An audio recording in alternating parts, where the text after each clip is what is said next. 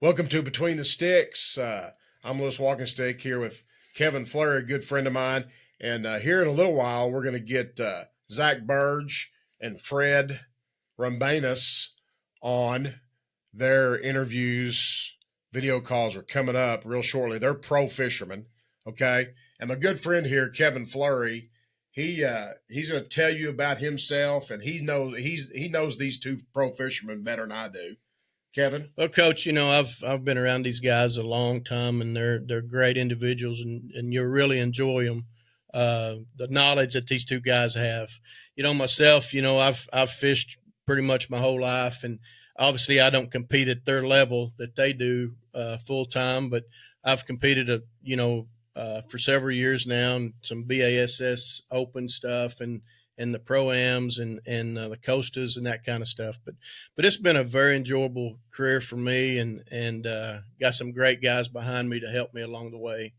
Like I said, it's and I mainly fish the local stuff anymore. Mm-hmm. This next year I may branch out and go ahead and go back and fish some of the Toyota stuff and some of the bigger stuff if able to. I'm really just realizing how much you were into it. I knew you were into the fishing, but really with this, what we're doing here, this project, I really had to realize how much you were into it. It didn't ring a bell with me, but now it does. Yeah. With Blake, my son, and obviously Zach, when they won that 2012 national championship, Blake started with me when he was big enough to walk, kind of like, our grandson, Austin and Anna, the granddaughter. Yeah. They've been in the boat with us, with me several times, and they really enjoy that. But yeah, that's basically about myself, and got some great guys, like I said, lurenet.com behind me, and Alpha Angler Rods and some other guys, but check them out, alphaangler.com and lurenet.com, and get what you need. Right now, we're going to go to the video call with Zack Birge and Fred Roumbanis. Enjoy. Welcome to the 5th episode of Between the Sticks. I'm Lewis Walking Stick with my friend Kevin Flurry here, and we've got a special guest, Zack Birge, who lives in Blanchard, Oklahoma. He's an Oklahoma Major League Fishing Pro and an NPFL Pro Fisherman. Okay, that's National Professional Fishing League. Zack Birge, it's great to have you here. Thanks for being with us, Zack. I appreciate it. Thank y'all for having me. You bet. Hey, I know your son has a baseball game. Zack, tell us about your family. So I've been married to my wife now for a pretty good while. We started, you call it dating or whatever we called it back in early high school. We've been together for a while now. Been married since 2013. We've got a little boy and a little girl. My daughter's 8 and my boy is 4, who's ripping up T-ball field later tonight. I got you. Zack, I've known you for several years now. Tell us about your growing up years, where you grew up and you attended high school and college, and actually with that, when did you start actually competing tournaments? I know it was a young age. Tell us a little bit about that. Yeah. So I grew up in Arkansas, just outside of, basically Mayflower. Went to Mayflower schools for a little while, moved over to Conway, and then my parents' job transferred to Oklahoma. So we were in Arkansas till I think I was 12, almost 13, and then we moved here. So growing up over there, fishing on weekends, we got a lot of experience on the Arkansas River, as yourself does. I love it. That's basically what I cut my teeth doing, was fishing on that place, and exactly. That's what I grew up doing. That's why I love river fishing so much. And then we moved over here, and of course, you guys are over there on the eastern part of the state, which you're right on the river. And unfortunately, I'm not. I'm out here on west of Oklahoma City, and I'm like in the kind of the little desert area. So we've got some decent lakes and, some good little hole in the wall places to go fish, but it's nothing like, growing up right on a good, like a major body of water. But, fortunately we would still take a weekend, and, in between going to school and stuff, we'd say, let's go to this lake this weekend. And we just load up and go fishing, and trying to go different places every weekend as I was in school. And, trying to play ball and stuff like that too, and trying to learn places. And really back then I was just having fun. That's what we enjoyed doing, hunting, fishing, and going new places every weekend. But one thing led to another basically, and fishing some local tournaments and fishing with friends in high school, eventually starting college. And I didn't really know much about, I didn't think ever really about fishing professionally. It really wasn't on my mind. I saw a guy walk by that had an Oklahoma State bass fishing shirt on. It got my attention. I was like, man, that's pretty cool.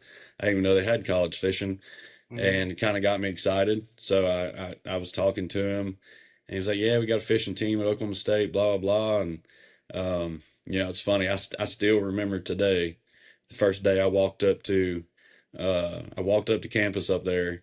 I was going to the first meeting I went to, and believe it or not, Blake is the one he's the first person I walked by, and we were going to the same place. And, little did I know, we'd be, fishing college tournaments together and becoming good friends, and ended up winning a college national championship in 2012. And the whole thing kind of spiraled from there.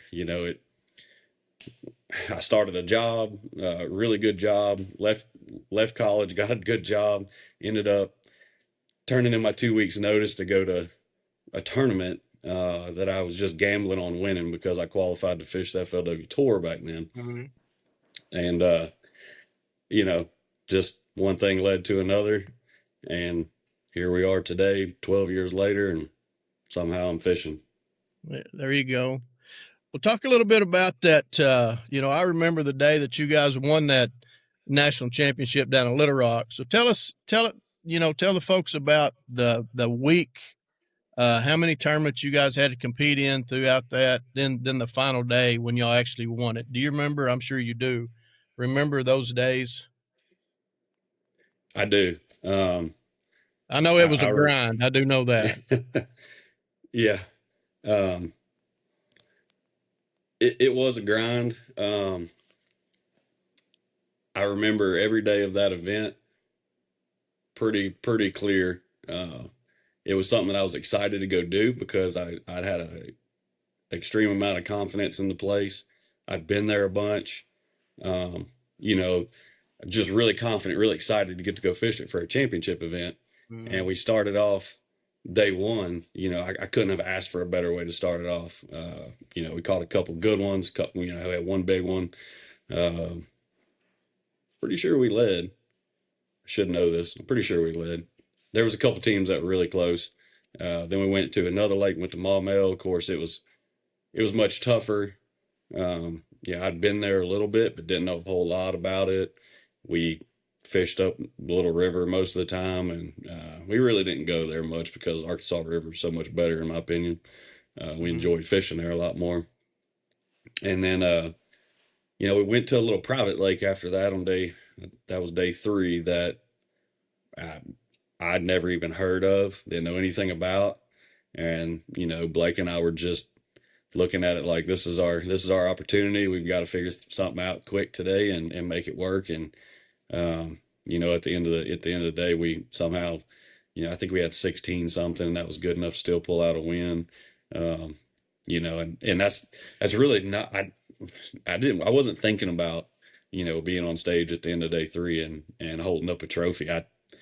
It didn't set in to me for a while, honestly. And, of course we were all jacked up and excited about it in the moment, but, it's just, it's something that took a little while to set in, and the phone kept ringing like throughout the week, like, hey, awesome, congratulations, yada, yada. And I was like, all right, now it's starting to sink in a little bit, but a really good experience. The college fishing thing was really, really good for me and for what I'm doing today, and being able to go places and, see all these places in college early on, and experience that stuff. And, having Blake's my partner too, that was a big help. He always had my back on everything, and he was always a good partner to have in the boat, and he caught a ton of fish when we needed them. Well, you guys, y'all made a big impact on OSU fishing for sure. 2012 national champions. Never can take that away from you for sure. Let's talk a little bit about the year you had this year in the MLF and the MPFL. I know you had a great year. Tell us about the year that you just had. It was good. Honestly, this year was one of the best years I've had on the BPT. Um, had a really good year. I didn't, I go into every event just with an open mind, and every year is new to me. Don't really know what to expect. 2 years ago, I had the worst year of my career. Um, and then followed that up by last year was one of the best years of my career, and I won my first BPT that year. So, you never really know what to expect going into a year. Of course, you have high hopes for everything, but I had I couldn't really ask for a better outcome to the season and AOI where we ended up, and um, qualified for everything except for heavy hitters this year. I missed heavy hitters barely. One of the earlier tournaments I was at, I didn't catch a good fish, and that cost me for the whole year on making that. But qualified for Red Crest, got some good checks throughout the year, and got a lot of exposure and stuff that we need to keep everybody happy and keep rolling forward to the next year. And in MPFLs, it was the same way. I had a really good year. It's kind of hard because when you're fishing two leagues, it's hard to be everywhere, and it's hard to make those days, and day ones sometimes are hard to get to, and I had to miss two of them this year. I missed a day one at Santee. Fortunately, I was able to catch 25 the next day on day two, and I caught like 24 the next day, and I was able to get back in and catch like the last check and maintain good points there. But I actually missed one at Douglas, which 9-10 pounds there was decent, and I missed day one, which cost me because that's not a place you're going to go catch 25 pounds when it's 10 foot high and be able to really slide back in there and get yourself in a good spot. So I was really just scratching and clawing to catch what I could, and salvage as many points as I could get. And that being said, I ended up one spot out of their championship this year. I finished 41st, and they take 40. So, it is what it is. We're signed up for both of them again next year. We made the top 51 for the BPT cut, and we're in the MPFL too. So we're signed up for both, and we'll get excited when the tournament season gets a little closer. Yes. Hey, Zach, tell us about your tournament routine when you get to the lake and you're getting ready for your next event. How many days do you practice? Or just so the whole thing. Yeah, we have 2 days of practice for BPT and 3 days of practice for the MPFL. And of course, depending on where we go, depending on conditions, things like that, I'm one that I practice a lot different than I fish in the tournament. Of course, in the tournament, I grind from the time I can take off till the time I'm due to check in or lines are out. Fish as hard as I can all day. Practice days, I really like to just visually see everything. I like to ride around the lake, river, wherever we're at. I like to see everything, see the conditions, see what the water looks like.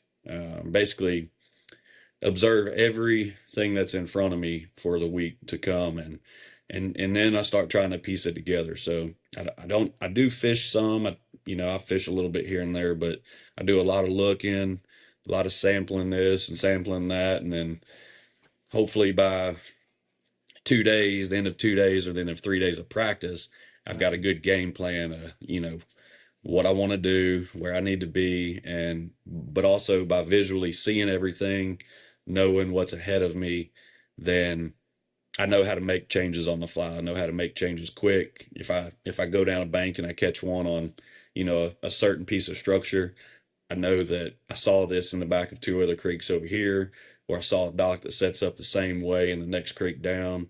And I know where to go, where to run, and how to really make good use of my time. Zach, how do you approach a lake that you have never fished on or that you haven't been to in quite a while? And I'm specifically supposed to ask you about Guntersville, Kentucky Lake. Maybe you just want to jump to that and tell us about that one. Yeah, I can. What's special about if Guntersville? if I had never been to either one of them, I would do what I mentioned a minute ago. I would start off, I'd ride and look at everything, see what's in front of me, and man, but those two places are enormous. I had no idea. Well, that was what I was asking. I didn't know. Zach, the reason I needed a pro to help me with those two lakes is the reason I had Coach to ask you that question, because I need some help with those lakes for sure. Yeah, we can do that. So it's a special lake, huh? Yeah, they're massive, and there's either place there's no way you can really see it all and break it down in a short period of time. So if I had never been to them before and I didn't know much about them, I would do some research. I would get a little bit of an idea of what part of the lake I need to be in, what's generally the best stretch, and then I'd really just focus on picking a part of the lake and dialing in that section, especially if someone had never been there before, or you just don't have a tremendous amount of knowledge on it. That those places like that can spread you out tremendously, and then by the end of practice you're still scratching your head going, man, where did I go wrong? I gotcha. So by dialing it down to a certain, just say a 8 to 10 mile stretch of the lake or river there, then you can fine tune it a little quicker.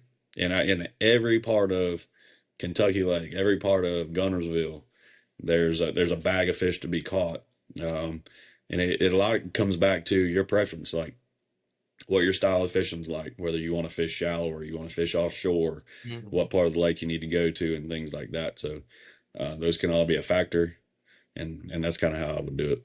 You want to go to 9? Yeah, we might ought to go to 9. Okay. Got the shallow water to channel swing. Yeah, Zach, let's talk a little bit about winter fishing real quick. Fall, this time of year on into when the water temperature gets, 40, 45 degrees. Let's just say you go to the Grand or 10 Killer, and obviously you're not going to be on the river anymore. The channel swing, bluff banks, etc., the wintertime fishing. What are you looking for? Obviously, is it shad, current? Obviously not, but what are you thinking on that? I would say for me, it's more often bait. I'm looking for bait balls, some kind of bait. They may be up tight to those steep channel swing banks. They may be out over the river channel. But if we're in that time frame where you mentioned 40, 45 degree water, it's cold. That's what I'm going to be doing, that, or looking for some sort of structure that is still in that general area, whether it be docks over deep water or, some brush. You can catch a lot of fish in the winter when it's cold off of brush, and even some shallow brush, shallower than you might think. But those fish, when you catch it at 2 or 3 days when the sun's out, and those fish, they like sun, they like to warm up, so they're going to take advantage of it, and they're going to get into those shallower places and kind of float up higher, catch as much. They're going to catch as much rays as they can. But more often you got bait over river channels and bait in deep ditches and things like that. So that's where your fish are either going to be following them, or they'll be on some structure fairly close. Gotcha. Hey, Zach, do you want to mention any of your sponsors? Yeah, I mean, I'll mention a few. I've got a list. I've had some good sponsors with me for a while now, and Bass Cat's always been a good one for me. They've been with me basically since the beginning. I did take a little 2-year hiatus, but we're back. My new boat should be done here any day. Got a 250 Pro XS Mercury on there. Solid, about as solid as you can have. Always reliable. Power Pole's been with me for a long time, and Yozuri as well. We've had a good run fishing mainly BPT stuff, but since BPT started, I've been pretty locked down with everybody that I've worked with, and a few of them have been with me since the very beginning, and that's what I like. That's what I work for. I hate flip flopping around. I don't like doing that. So I'm very fortunate to have a good list, and there's more I haven't mentioned, but I've got a good list of people that have been behind me, companies that have been with me from the beginning, and that means a lot. Well, Zack, hey, we appreciate you being here on our podcast Between the Sticks, and we want to have you back here. I don't know, 3 or 4 or 5 weeks. I know you got a lot of things to talk about, and we've been going for about 20 minutes. And I just like to say thank you for me and Kevin for you spending some time with us this afternoon, Zack. Yeah, I appreciate it. Thanks for having me on. I'm pretty much wrapping up my fishing now, so we're transitioning into hunting stuff. So anytime you guys, this is my downtime. I'm still extremely busy, but my afternoons are pretty open. So Okay. you want me back on Gabe, sometime? you got a question? Gabe has a question. Come here, Gabe. My tech guy has a question. He's an outdoorsman. Hey, Zack, what would you say to some kids, high schoolers or whatever, that, fishing and they want to do it professional? Like, what would you say to them about that process, or just going to college, Yep. I actually get asked that a lot. And this is it's a very tough industry. It's one I didn't expect to be in, but I've learned a lot about it in 12 years. The two things that I feel are, to me, this is strictly my opinion, that are most valuable are, one, being able to catch fish. That's a big part of it. You got to be able to catch them. And people the younger guys will learn that as they travel and as new things come about. As you can see today, like the young guys are killing it with the technology and doing extremely well. So that's not too hard for them to figure out. And then being yourself, trying to be different, building your own brand. You don't want to run in the crowd and be just like everybody else. There's got to be a way that you can separate yourself to stick out. So catching fish, being able to separate yourself, be your own brand, and be marketable. And then the phone will start ringing. You'll be getting emails and things like that, and that's what you want. When your phone's ringing and you got emails coming in, that's what you want. You don't want to have to be the one calling and making hundreds of phone calls a year just to try to get some business. Right. That's great advice. I bet in a lot of industries right there. Be your own brand and all that right there is, yeah.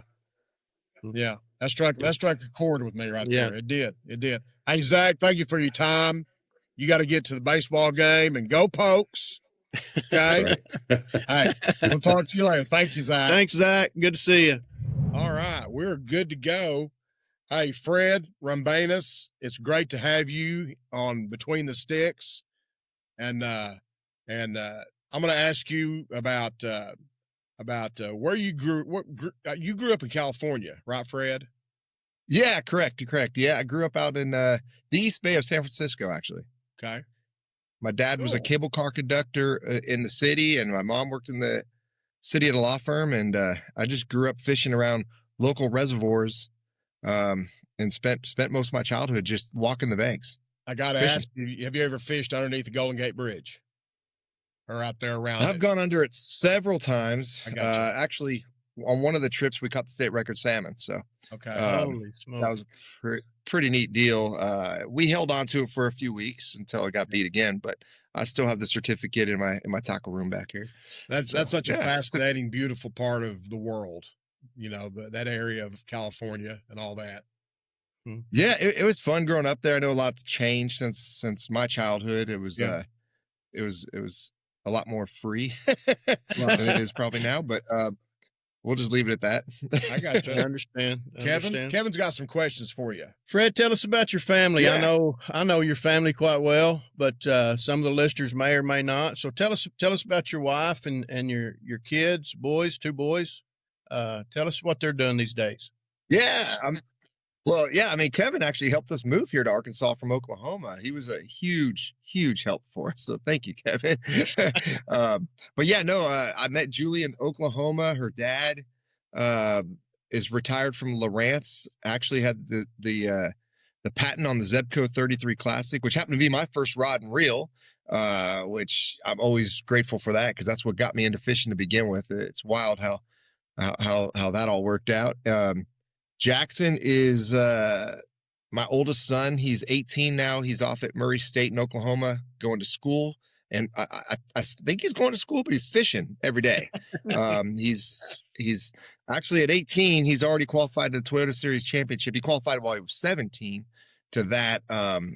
He's won Arkansas State with his partner, Lawson Lewis. He's also on the international team representing the USA. He's representing us going to South Africa here in December. He's the youngest to ever win a Hobie professional kayak tour. I go on and on about Jackson's accolades. It almost sounds better than mine, but he's a pretty incredible young man. Very proud, obviously. And then Avery is our sports star. He is basketball, football. He's a quarterback.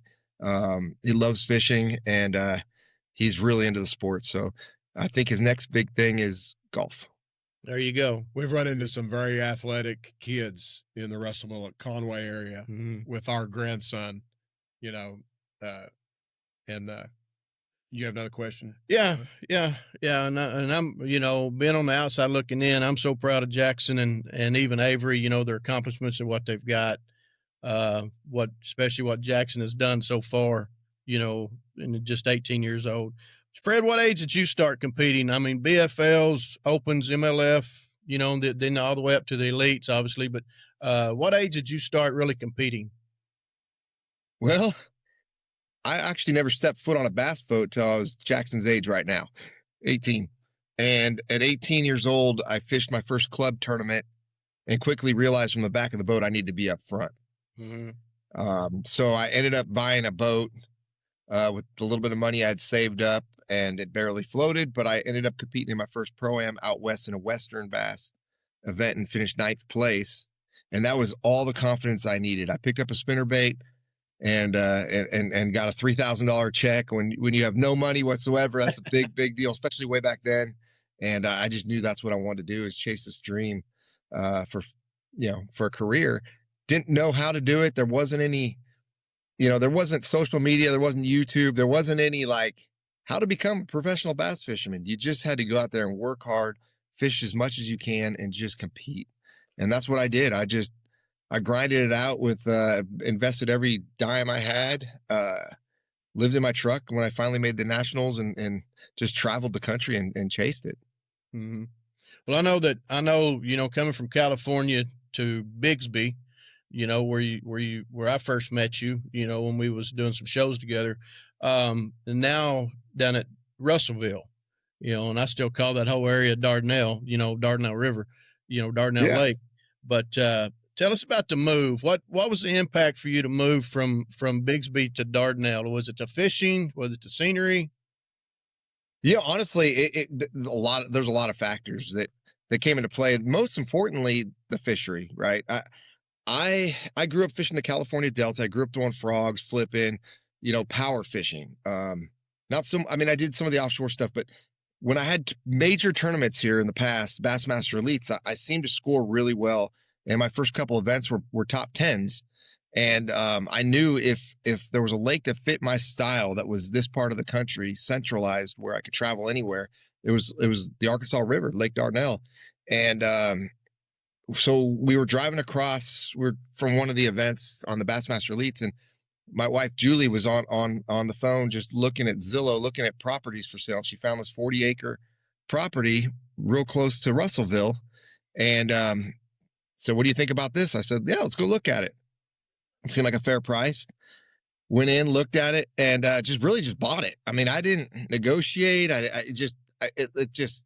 I didn't really see the vision that she saw with the property. I thought maybe it'd be good hunting land. That's about it. But she wanted to clear it out and build here. And so we were living in, we kept it for, I think, maybe 4 or 5 years before we actually pulled the trigger and did it, and built out here. And man, it's the best thing we've ever done. I love it. When I come home from an event, I feel like I'm on vacation. and that is the greatest thing. Yeah, y'all got So. a beautiful place, kind of secluded, kind of by yourself. It's a beautiful place you guys have. I appreciate it. Thank you. Hey, Fred, let's talk about your Yeah. overall career. What are some of your wins and finishes in the elites and the MLF? Yeah, so most of my success actually came with the Bassmaster Elite Series. Back when I first started, I was kind of a hot stick. I had a lot of techniques that were kind of just, that was before social media, before everything got exposed. So I kept a lot of secrets, and I may not have ever found the best fish in the lake.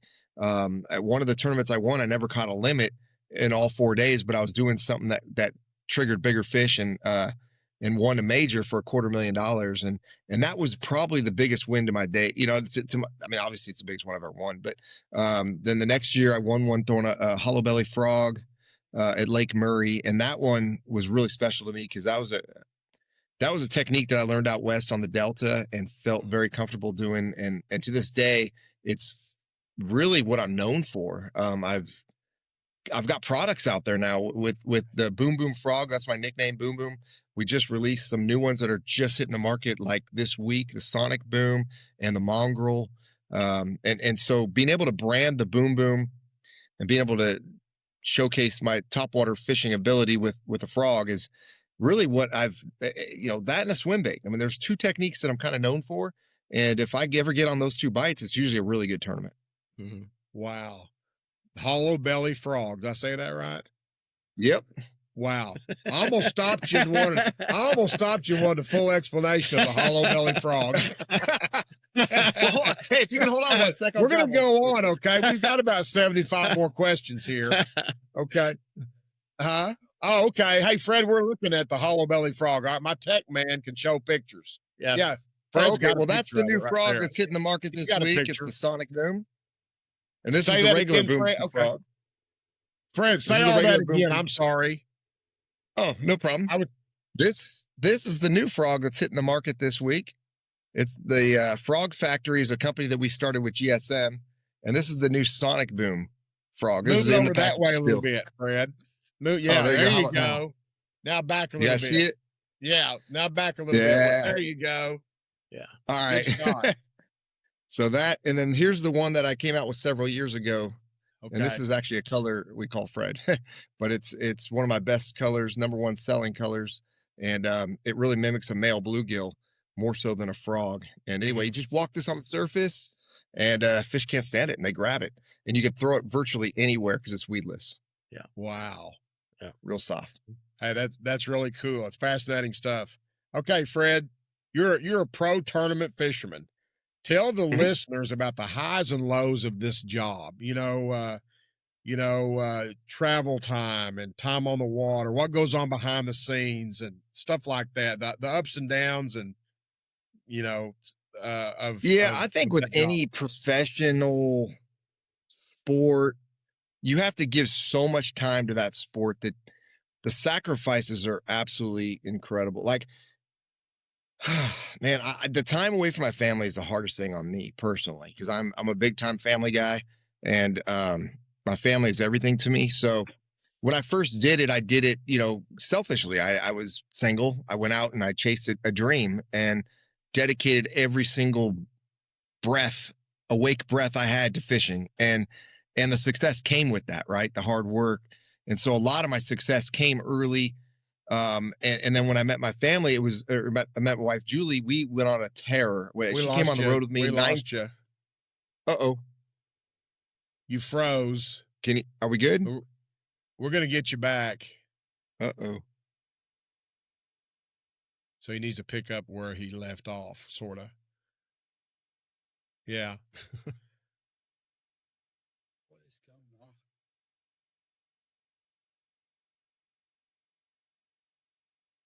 It's just the it's just the internet. It's sunspots, solar flares.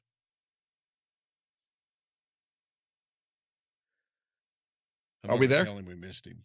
I'm not going to say a word because it's been 30 seconds. There you go. There he's back now. I apologize. Is everything good now? We're good now, aren't we, Gabe? Okay, great. We're good now. Fantastic. Yeah. I don't remember where it was. I know, but I've got like your family members get to go with you sometimes, don't they? On the tournaments. Oh yeah. So I mean that was the beauty. That was the beauty of when they were younger. I mean, they traveled Yeah. with me. Both kids traveled with me for Yeah. years, and I'll cherish those memories forever. It's just when they got older and they started going to school and mom had to stay home that I started missing them, But you got to dedicate that time. If you want to do something that is this competitive, you've got to put in so much hard work. And I'll be honest with you, last couple of years, I haven't done that great, and a lot of it is it's I haven't worked that hard. I just figured I could just coast off natural ability, and you can't do that anymore. So we're gonna work harder next year. I'll leave it at that. But I wouldn't trade the moments I've got to hunt with Avery or go to his games or spend time with Jackson and teach him, what I know in fishing before he learns way more than I do. Those moments mean the world to me. And now I'm ready to get back on the horse and start catching them and, having some success. Right. Hey, Fred, some people may not know, but you fish for Team USA. Okay. Yep. Tell us about that experience. So I've been on Team USA. I did not go this year, but for the last 4 or 5 years, I've gone every year. There's 8 of us on the team when we travel, and we're traveling outside the country. We've gone to South Africa, we've gone to Portugal, Mexico. We went to Italy, and then of course we competed here on our home turf a couple years back, and that's when I had the most success.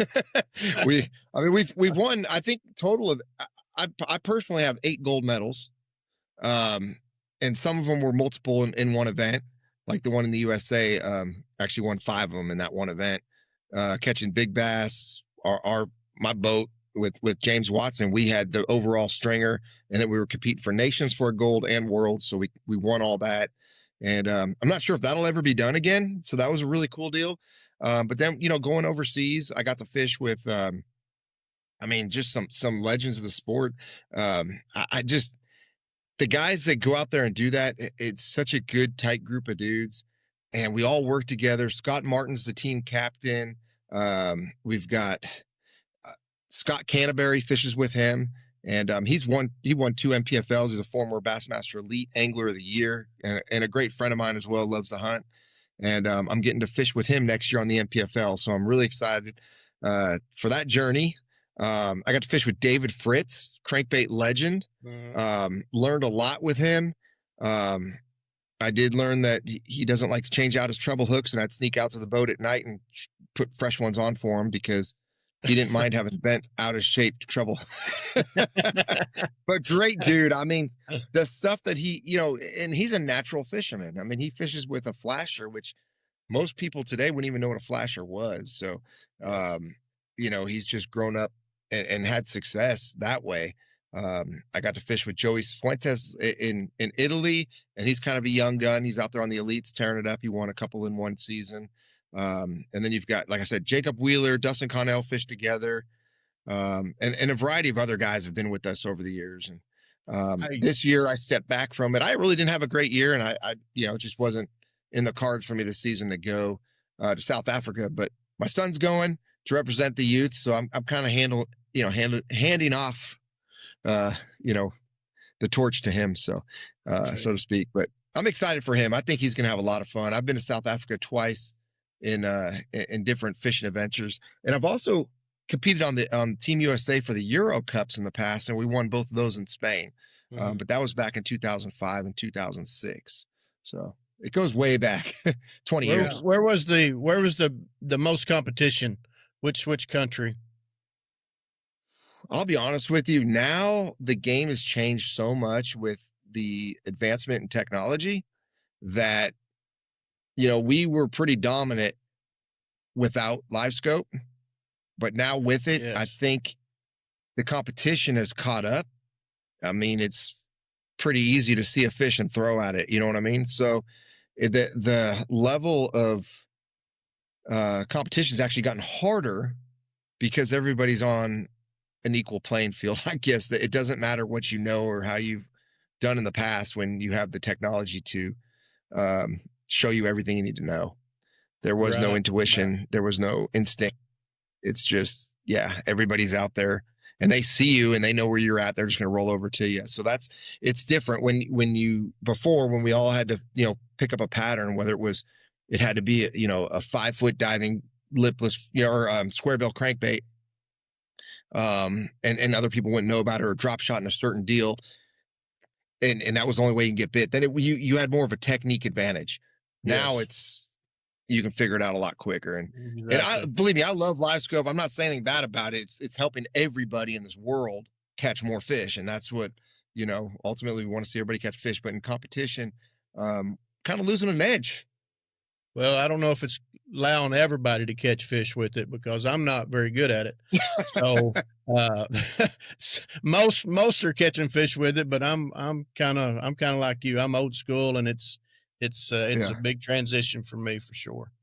Yeah. And I'll be honest with you, like I enjoy throwing it. I mean, I when it's fun time, I'm live scoping. I mean, it's all about it, but in competition, I still go back to what got me there, and it's been kicking me in the butt, because with the Bass Pro Tour numbers, it just wasn't getting me the numbers. I was still catching the quality on a 5-fish limit format, which we all grew up fishing. But so, I mean, it's changed the game. It's a different game. And we're starting to crack down more on it in some of these leagues. So you're limited to when you can use it. And that just gives you a little bit of both. And I like that a lot. I agree. Hey, Fred, tell us about your routine when you go to a new lake or one you haven't been on very much. How do you break it down or scout it or whatever? Well, I mean, the biggest thing, like for me, I mean, you can obviously do a little bit of research now, just YouTube and videos of people fishing on those lakes, which you never could do before. So that's one thing I'll do, is I'll just type in the lake and look for videos of people. And then once you actually see and visualize somebody fishing, you already pick up an idea in your head, but you really don't know until you get on a body of water. And you can do all the map research. Garmin's offer some of the greatest mapping tools. So I'll sit in my boat before I ever leave and just totally look through my mapping and get with the Navionics that's on there. And even on my phone now too, I can use the Active Captain app. I really can see a lot and learn a lot before I ever go to the body of water, get a what time of the year that we're going to the lake, what the fish should be doing. Pay attention to the weather. I mean, that's a huge thing. You want to look at a weather 2 weeks in advance before you ever go there, and just follow it daily, because that'll give you an idea how the fish are, moving around. After doing this for 20 years, you really get an idea where the fish should be in their annual life cycle. And then when you show up to that lake, go look for familiar situations that you like to fish. For me, my strengths are frogging, flipping, and swim bait. So if I find situations where I can get bit on that, I try to run around and find as many areas where I feel I can get bit on a frog, because that'll be my A plan, meaning those are going to be my bigger bites, and my game plan. Hopefully that's all I throw, but you still need to have a B and a C that could evolve maybe a little bit of live scoping if it's loud, or finesse technique, or jig or something like that you may get more numbers doing. But at the end of the day, it's all about 5 big ones. So I'd rather stick with 1 or 2 game plans. With that being said, Fred, obviously you live on Dardanelle, but we also fish 10 Killer, Grand, a lot of Ouachita, all the clear water lakes. At what water temperature do you move from, Dardanelle, the river system, and start going to the clear lakes? What's the water temperature got to fall to before you start making that transition? Well, what's unique about around here, and I learned just moving out here from California, because it's totally different than the West Coast. Out here, like, I love that low 50s. And I'll tell you what I like to do when that water temperature, we start getting these cooler nights, and it starts bringing that.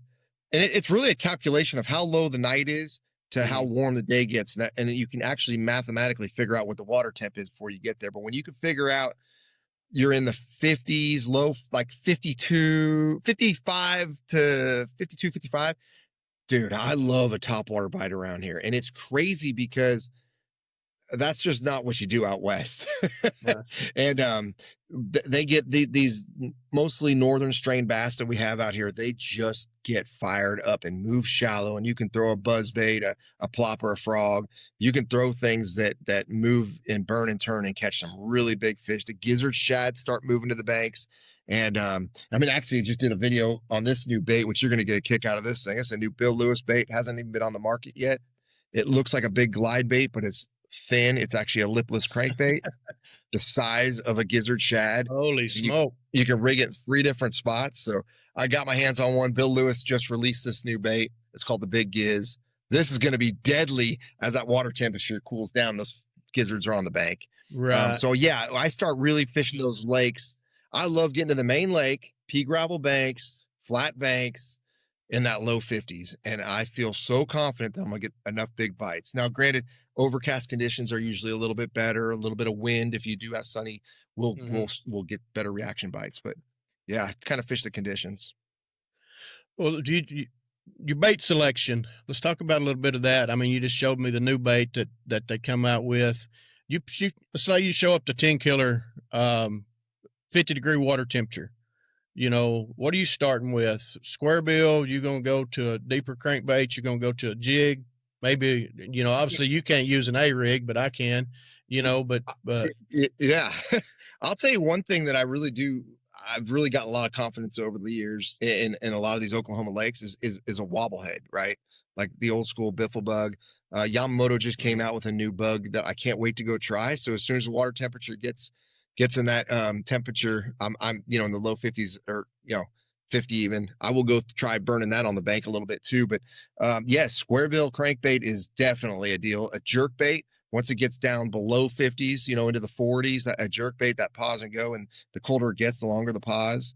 I like a spinner bait too. An old school spinner bait's been one of my favorite things. I usually, this time of the year, I'm going double willow, and it just depends on half ounce to 3/4, depending on the depth that I'm chasing. But and sometimes I like to make really long casts on a real big flat, so I'll even go with a heavier one, and just kind of race it along the bank. But yeah, it's I love that 50 degree, and you always have a drop shot. Look, I'm guilty of it. A drop shot. I come from the West Coast. I've won a lot of money on a drop shot. So finesse fishing, I will pick up a drop shot at 10 killer at 50.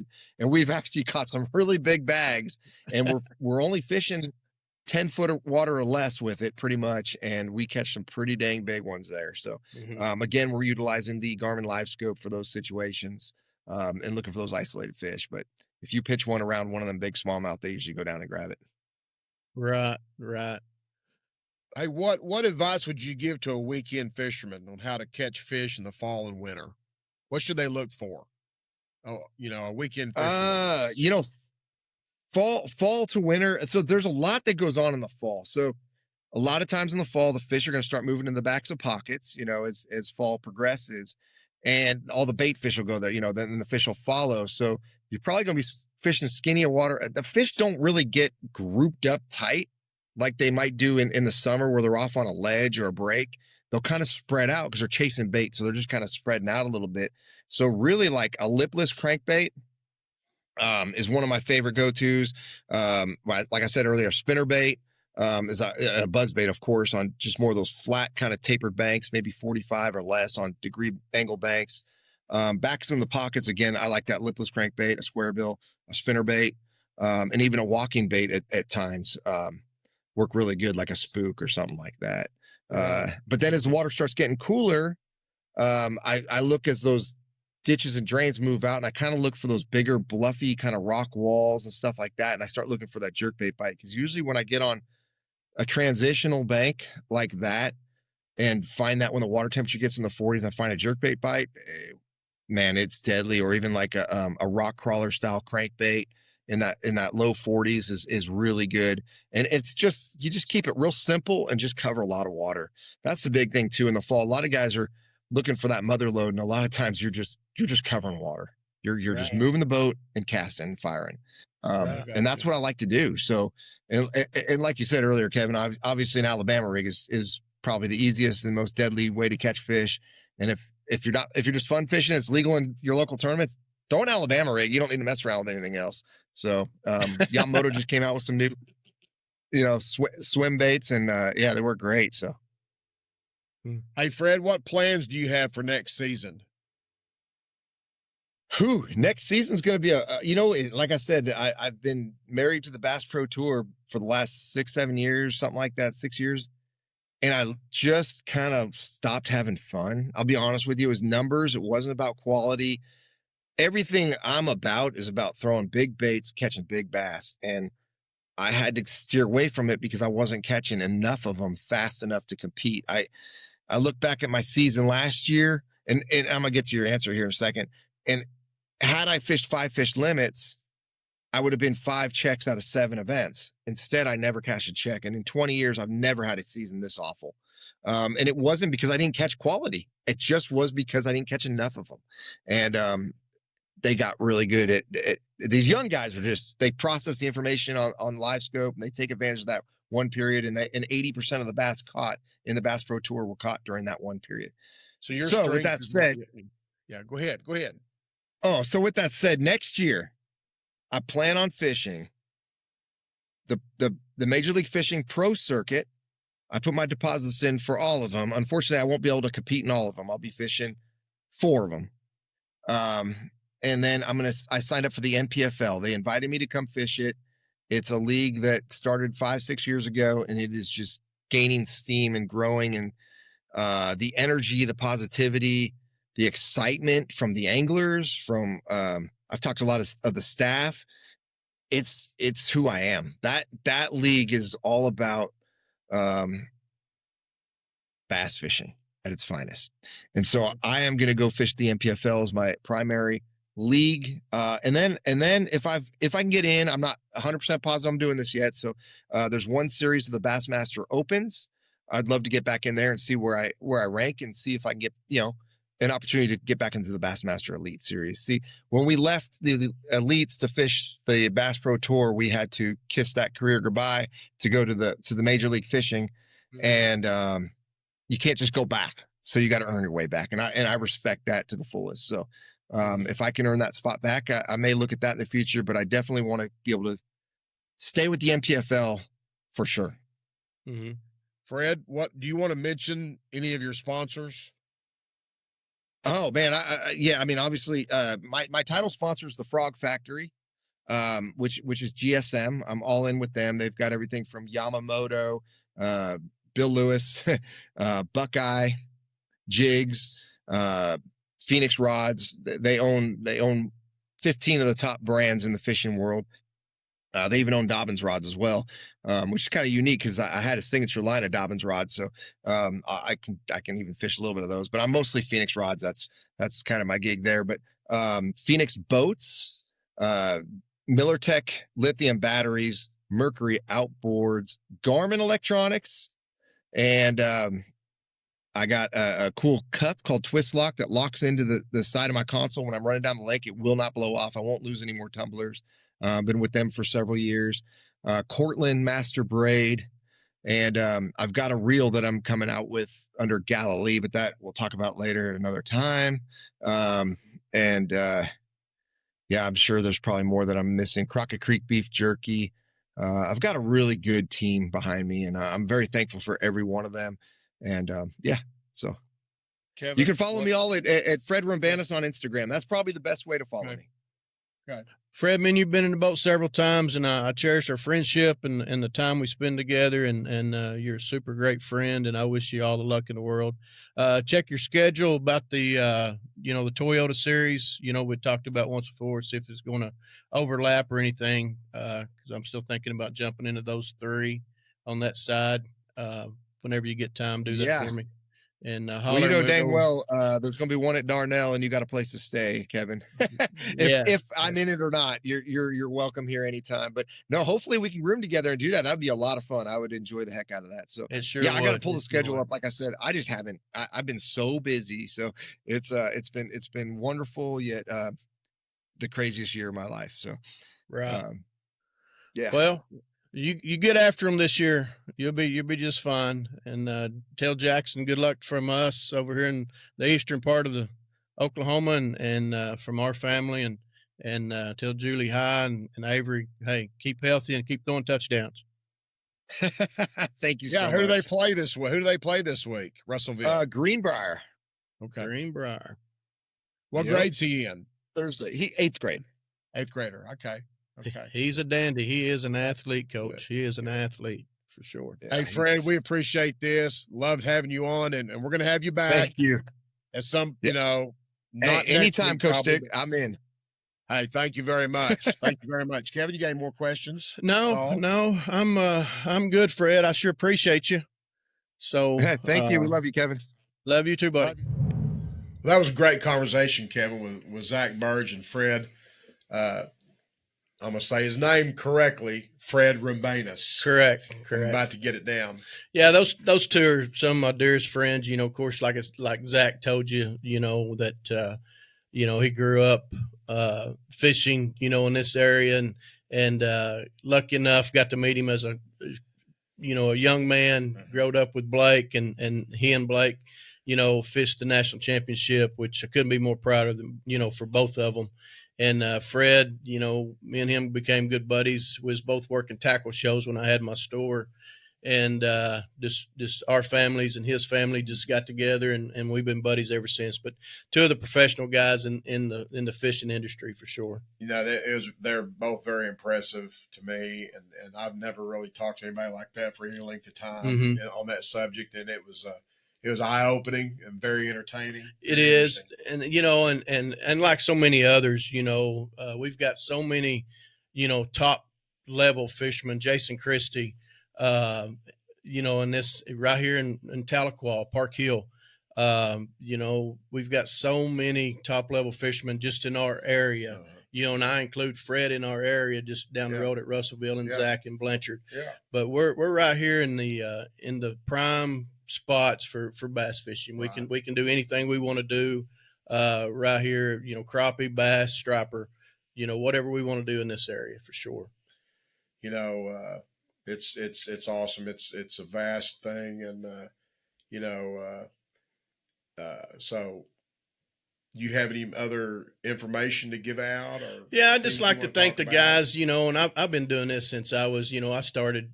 My very first bass tournament coach was with Coach Lewis at Roland. Okay, we grew up around the block from me, and we was fishing a little old Tuesday night thing, and we ended up cashing a check, I think, on the very first one I got to fish with him. I think I was 14, 15 year old. Yeah. And so that's kind of where I started, and it just started from there.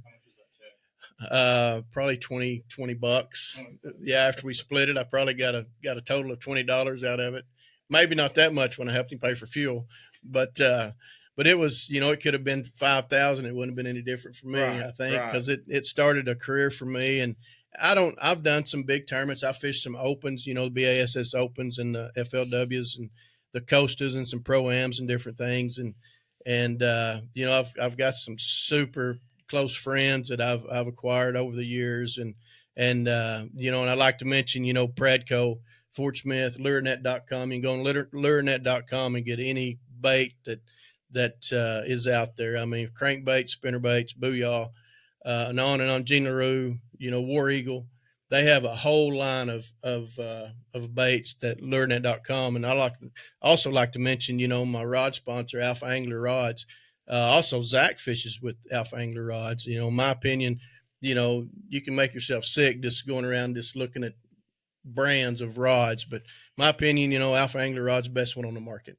And I've got some other guys, that's possibly coming on board this next year. And this past year, I didn't get to fish very much. I had a nerve and a ligament in my arm and elbow that kept me down for some. But next year, I'm planning on fishing the Toyota Series and maybe even the BFLs if I get healed up like I need to. Hey, it's a whole different world for me. It's interesting hearing about all this, and it really is. And we hope you've enjoyed all this information.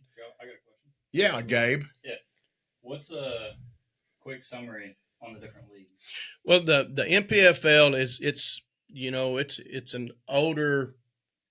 The live scope is the big deal. What everyone's talking about now.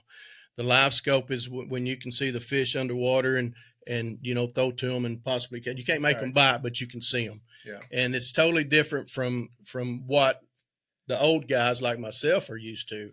The young guys are really, tearing this thing apart. And, it's kind of like the computer era, and you get these new guys out of college, I can beat that computer up where I'm still on a pad and paper. But, that's the main deal. And one of the most important deals about the BPT is it's as many fish as you can catch in a period. There's 3 periods, and I think they're 2.5 hours long for each period. I may be a little mistaken on that, but you can catch as many, and your weight accumulates, all through the day, and then it carries over. Well, on the MPFL, it's 5 fish, the biggest 5 that you weigh in for that day.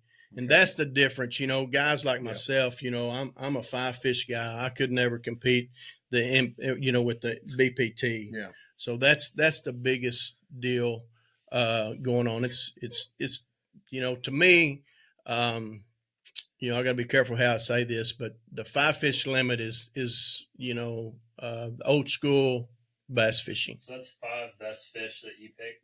Yes. Yeah. Yes. Yeah. It's the 5 biggest you catch that day, and you weigh them in. Fred said something about that a while ago, and I was going to ask you, but there's the 5 fish limit. Mm-hmm. Then there's the no limit. There's no limit. You just weigh them. Yeah. You weigh them, and they got to be at least a pound. And, you weigh that pound fish. They write it down on the paper. The official writes it down. They turn that fish loose right then. Okay. Then they catch however many of those 1 pound, 2 pound, 3 pound, however Is that many. the 2 forms of fishing you was talking about? Yes. Okay. Because you're talking about arena football and regular football. Exactly. Okay. Exactly. And that's the only trail out there that's that way. Everything else is a 5 fish, weigh your best 5 and go into the next day. So on that one, they're weighing it in the boat. Yes. Releasing it right there. Yes, they weigh it. And there's penalties if you drop that fish on your boat and on the carpet. 2-minute penalty. Different other penalties if it touches different things. 2-minute penalty. Can't touch anything. You sit down in the boat for 2 minutes. Can't make another cast until that time's up. Huh. On the 5 fish limit, Mm-hmm. do you bring those to the weigh-in? Yes. So you gotta Yes. bring them alive? Yes. Yep. Fish has got to be alive, 5 alive, and they bring them to the scales, walk across the stage, and then you give them to the tournament director and the officials. They put them in a big holding tank. Then they go back and release them to the lake after the tournament's over. So if they're not alive when they get there, they're not going to count? No, you can't. You can't weigh them. Yep. In most tournaments, they won't let you weigh dead fish. Good stuff. Wow. Yep. But guys, thank you for having me, Coach. I appreciate great your to time. have you. We'll have you again, and this has been a great episode. Very informative, very interesting. We're broadening our horizons here on Between the Sticks, and everybody's interested in this, and we hope you enjoyed it thoroughly. We'll see you.